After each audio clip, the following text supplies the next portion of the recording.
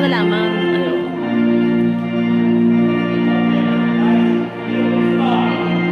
Teka, baka hindi ko na makita yun.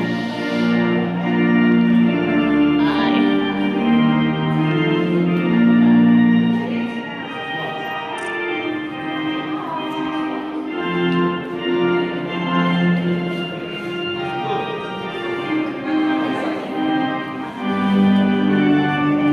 Oh, sandali. Sandali.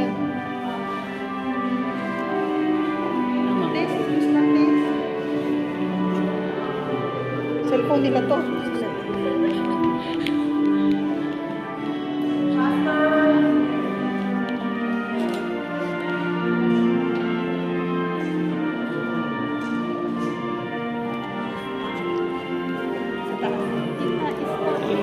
Tingin, sorry. Sa taas, sa taas. Sa taas. Babas na.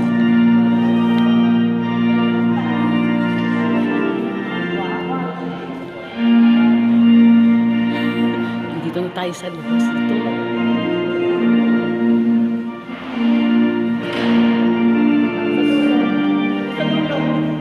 Ako ama eh. Ito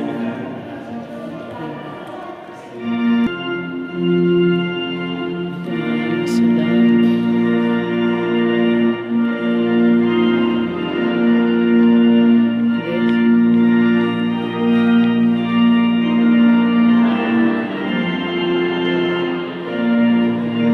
Di ba dapat inaano? Pinipili.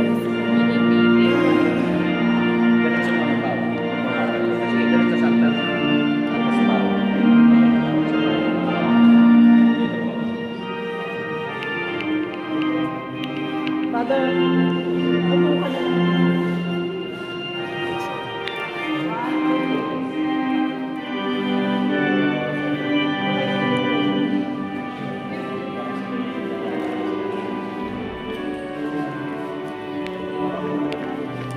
Of you should love his wife as himself, and the wife should respect her husband. The word of the Lord. Thanks be to God.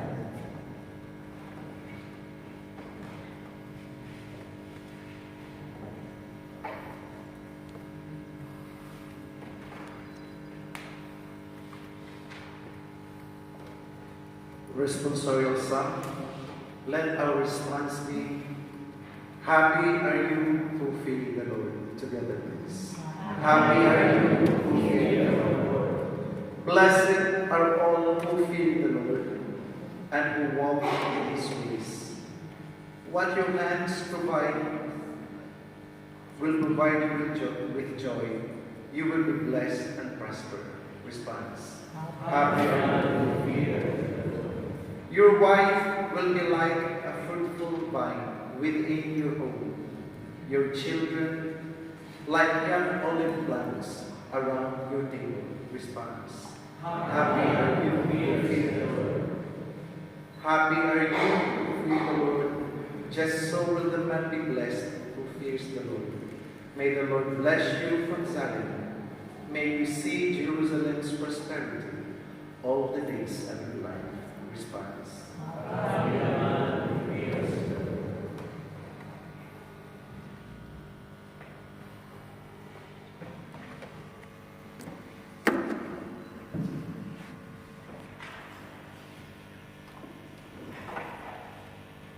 A reading from the letter of Paul to the Ephesians. Be subordinate to one another out of reverence for Christ. Wives should be subordinate to their husbands as to the Lord. For the husband is head of his wife, just as Christ is head of the church, he himself the Savior of the body. As the church is subordinate to Christ, so wives should be subordinate to their husbands in everything. Husbands, love your wives, even as Christ loved the church and handed himself over for her to sanctify her, cleansing her by the bath of water with the word, that he might present to himself the church in splendor, without spot or wrinkle or any such thing, that she might be holy and without blemish.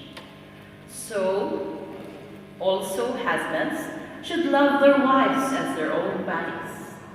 He who loves his wife loves himself. For no one hates his own flesh, but rather nourishes and cherishes it, even as Christ does the church. Because we are members of his body. For this reason, a man should leave his father and his mother and be joined to his wife, and the two shall become one flesh. This is a great mystery, but I speak in reference to Christ and the church. In any case, each one of you should love his wife as himself, and the wife should respect her husband. The word of the Lord. The proclamation of the good news of Christ according to John. Glory to you, O Lord. There was a wedding here in Cana, Galilee, and the mother of Jesus was here. Jesus and his disciples were also invited to the wedding. When the wine ran short, the mother of Jesus said to him, "They have no wine." Jesus said to her, "Woman, how does your concern affect me? My hour has not yet come." His mother said to the servers, "Do whatever he tells you."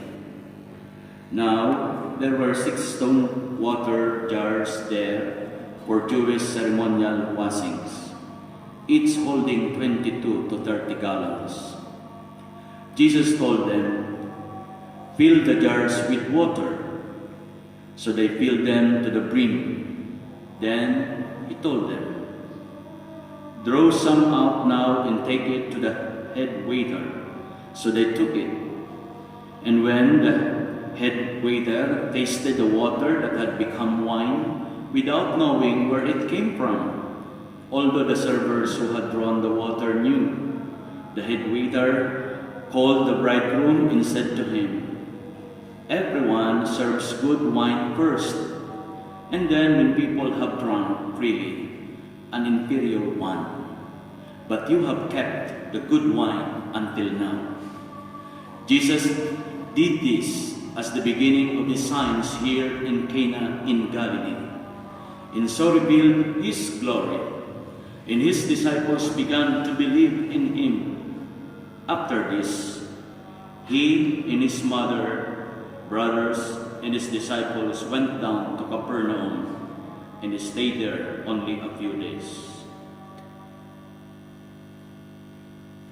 Friends, sisters, and brothers, especially those who are going to renew their wedding blessing, the Gospel of the Lord. In good times and in bad, in sickness and in health, for better or for worse, all the days of my life. Yung wife naman sa husband, parang mahina sa babae. Wife, lakasan niyo. Banggitin niyo ang pangalan ng iyong husband. 1, 2, 3, go. I renew and reaffirm my wedding vows to you. Once again, I promise to love and honor you in good times and in bad, in sickness and in health, for better or for worse, all the days of my life. Bow your heads. Tagalog. Kailanman, hindi kita pagtataksilan. Isuot mo ang singsing na ito. Tatanda ang aking pag-ibig sa iyo. Ang aking pag-ibig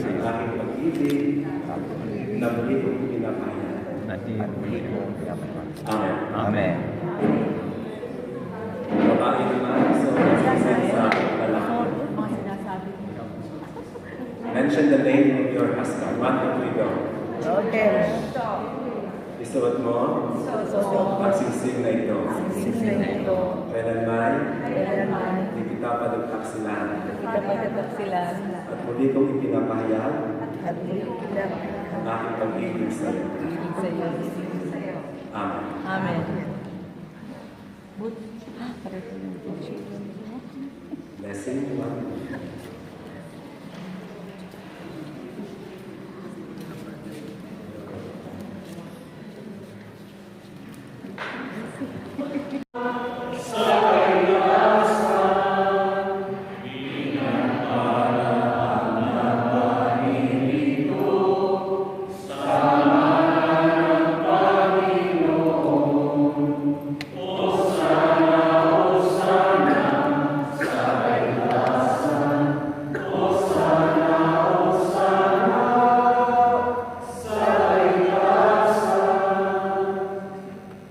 You are indeed holy, Lord, the fount of all holiness, and rightly gives you praise.